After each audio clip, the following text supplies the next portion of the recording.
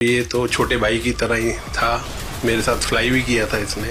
इसके father DGCA में deputy director थे, काफ़ी अच्छे मिस्टर सब्बरवाल।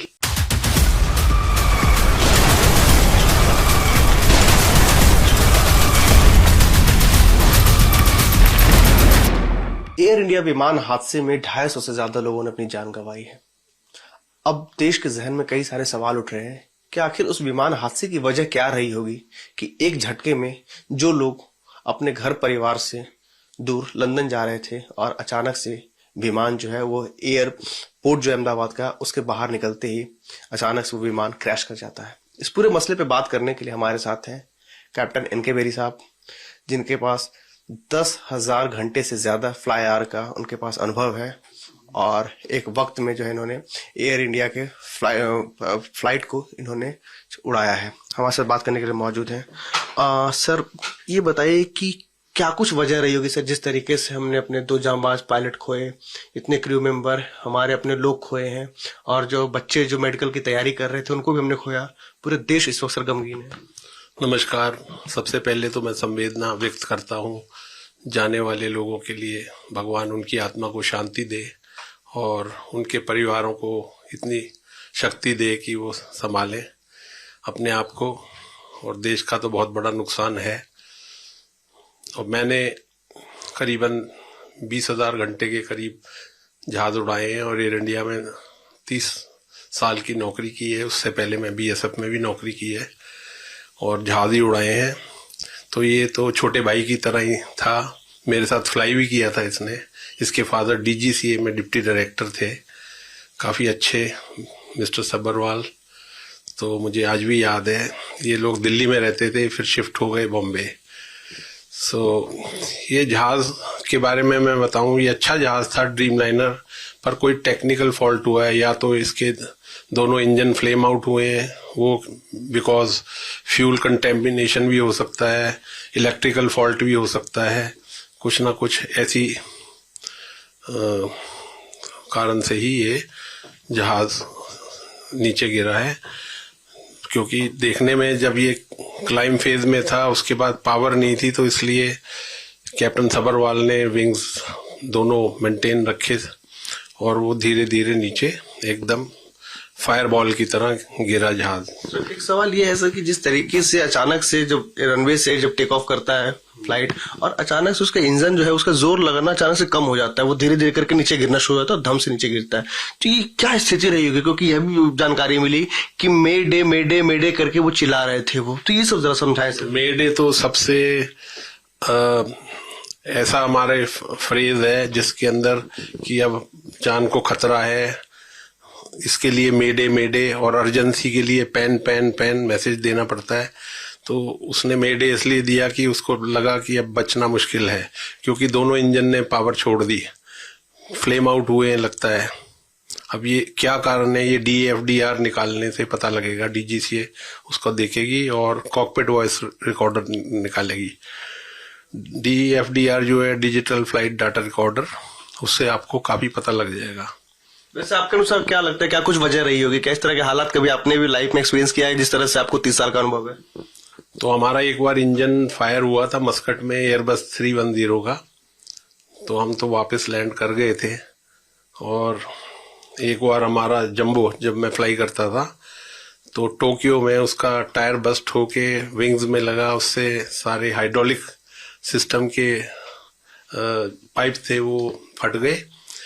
उसकी वजह से हमें 4-5 घंटे होल्ड करना पड़ा समुद्र के ऊपर और सारा फ्यूल जेटिसन करना पड़ा। तो सर एक सवाल इस वाले से भी यही सवाल में आ रहा है कि क्या कोई चिड़िया जो है बर्ड हिट की वजह से ये चीजें हुई है? क्योंकि कहा जाता है कि ड्रीमलाइनर जो ये जो फ्लाइट जो है ये काफी सुरक्षित माना जाता है, ये तो क्या लगता है कि चिड़िया का हिट? चिड़िया इतनी गर्मी में चिड़िया भी नहीं होती, ये तो फ्लेम आउट हुए हैं, इंजन की पावर टोटल लॉस हुई है, इसलिए जहाज एज ए फायर बॉल नीचे गिरा है।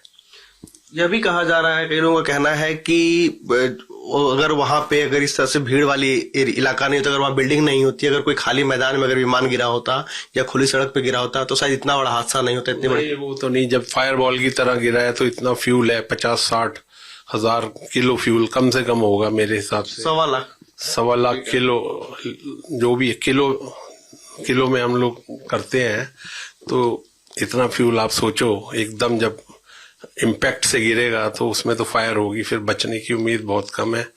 एक जो सुरक्षित बचा है पैसेंजर, बहुत ही अच्छा ये। तो सर ये बताइए कि उसमें से एक जो शख्स है, वह जो जिस तरीके से वह गिरा है, 11A सीट पे जो शख्स बैठा हुआ था, वो शख्स सरवाइव कर गया इकलौता। तो क्या वजह रहेगी उसके सरवाइव करने की? ये भगवान की कृपा है, जिसपे भगवान का हाथ हो वो कहीं भी सरवाइव कर सकता है। मेरे ख्याल से ये जो हादसा है ये टेक्निकल फॉल्ट से ही हुआ है। पायलट तो अच्छा एक्सपीरियंस था, 8000 घंटे उसने टोटल कर लिए थे अप्रोक्सीमेटली, और को पायलट भी ठीक था। सर एक सवाल यह भी है सर कि क्या लगता है आपको कि AI-171 जो है वह जो इसलिए बस हो गया क्योंकि वहां पे पेट्रोल की सप्लाई इंजन तक सही से नहीं पहुंच पाई? ये भी चीजें यही तो मैं बोल रहा हूँ इतनी देर से कि सप्लाई इंजन पे नहीं पहुंची, फ्यूल की कंटेमिनेशन हो सकती है, इलेक्ट्रिकल फॉल्ट से भी ये मतलब रुक सकता है इंजन। क्या ये पॉसिबल है कि फ्यूल की सप्लाई वहां तक इंजन तक ना हो? हाँ, ये पॉसिबल है, इसी वजह से इंजन बंद हुए हैं ना दोनों, इसलिए वो जहाज एज ए फायर बॉल नीचे गिरा है। और सर क्या क्या आपको संदेह लग रहा है, जैसे कि यहाँ पे मतलब क्या कुछ चीजें हो सकती है जो इन्वेस्टिगेशन का पार्ट हो इसमें? कि ये जब DGCA DFDR खोलेगा और CBR, तभी एक्चुअल पता लग जाएगा कि कौन कौन सी फॉल्ट हुए हैं इस जहाज में, जिसकी वजह से ये नीचे गिरा है। क्योंकि सर अब कहीं ना कहीं लोगों में डर और दहशत का भी माहौल है कि वो फ्लाइट को अवॉइड करने लगे। जिस तरीके से कल के हादसे में कई लोगों से मेरी बात हुई जिनका साफ तौर पर कहना है कि वो थोड़े डरे घबराए हुए फ्लाइट से सफर करने को लेकर के। तो अब क्या कहना चाहिए कि क्या इस तरीके से खतरा है फ्लाइट में, या फिर इस तरह के हादसे जो नहीं, आज भी एयर इंडिया की 100 से ज्यादा फ्लाइटें तो एयर इंडिया की उड़ रही हैं, एयर इंडिया एक्सप्रेस की उड़ रही हैं, आप देख सकते हैं। ये तो काफी सेफ है, बट कोई टेक्निकल ग्लिच के चक्कर में ये मुझे लगता है जहाज की हादसा हुआ है। तो जो ड्रीम लाइनर ये सेफ है? हाँ, काफी सेफ है, आज तक कोई इसका एक्सीडेंट तो हमने सुना नहीं था। और जो सर ये भी बात कही जा रही है कि ये जो विमान जो है ये पुराना है, 2011 का है, ये 12 क्या इस तरह की भी चीजें मैटर करती है? हाँ, जिस वक्त मैं RD था उस टाइम ये जहाज खरीदे गए थे, ये और 777 और 737 और एयर बसेस। प्रफुल्ल पटेल जी जब हमारे वो थे मिनिस्टर, उस टाइम ये खरीदे गए थे जहाज। ये चीजें मैटर करती है, ये कि जहाज अगर पुराना हो 10 साल 11 साल? जहाज तो हमने 30-35 साल पुराने भी जहाज उड़ाए। वैसे एक जहाज की लाइफ क्या होती है सर? डिपेंड करता है, 40 साल भी होती है, 50 साल तक चले जाते हैं। उसको मेंटेनेंस यदि करते रहो ठीक तरह तो उड़ते हैं जहाज। एयर इंडिया के विमान सारे मेंटेनेंस तो पूरे करते ही है एयर इंडिया। यदि मेंटेन नहीं करेंगे तो पायलट ही नहीं उड़ाएंगे, उसमें ज्यादा स्नैग होंगे तो हम लोग जहाज को टच नहीं करेंगे। जो गो आइटम है उसी को लेके हम उड़ा सकते हैं, नो गो आइटम हम उसी वक्त ग्राउंड कर देते हैं, उसमें हमें कोई रोक ही नहीं सकता। सर मैं आपसे वो भी सवाल पूछ रहा हूँ जो सोशल मीडिया पे काफी ज्यादा वायरल, जो लोगों के जहन में अलग अलग चीज है। जैसे सर एक सवाल यह भी है कि अगर इतना ज्यादा अगर पेट्रोल उसमें अगर उसमें ईंधन मौजूद नहीं होता फ्यूल, तो शायद इतनी बड़ी आग ना लगती। पर इतना ज्यादा नहीं होता तो वो लंदन तक कैसे जाता? आजकल 9 घंटे समय लगता है लंदन तक पहुंचने में, दिल्ली से 10 घंटे लग रहे हैं, because of Pakistan air space भी बंद पड़ा है ना। तो हम लोग वाया अहमदाबाद, उसके बाद हम लोग उधर से जाते हैं मस्कट की साइड से,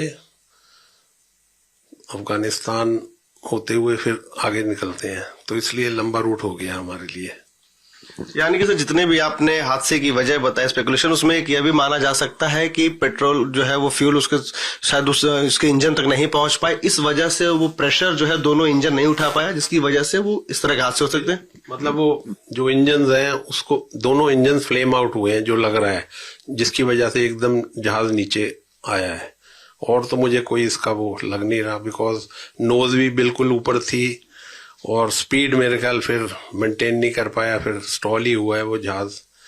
जब स्पीड नहीं है आपके पास, थ्रस्ट नहीं है तो स्पीड नहीं है, स्पीड नहीं है तो जहाज नीचे आएगा ही आएगा। तो सुना आपने, थोड़ी हाइट भी होती जहाज की तो ग्लाइडिंग करके आदमी नीचे आ सकता है, क्योंकि गियर भी उसने ऊपर नहीं किया, इतना टाइम ही नहीं मिला उसको 59 सेकंड में। अदरवाइज हम लोग 2 से 3,000 फीट 1 मिनट में क्लाइम कर जाते हैं टेक ऑफ के बाद। गियर फंसने की भी बातें कही जा रही है। तो गियर फंसने की, अब गियर का उसको टाइम ही नहीं मिला, इंजन की थ्रस्ट ही लूज हो गई।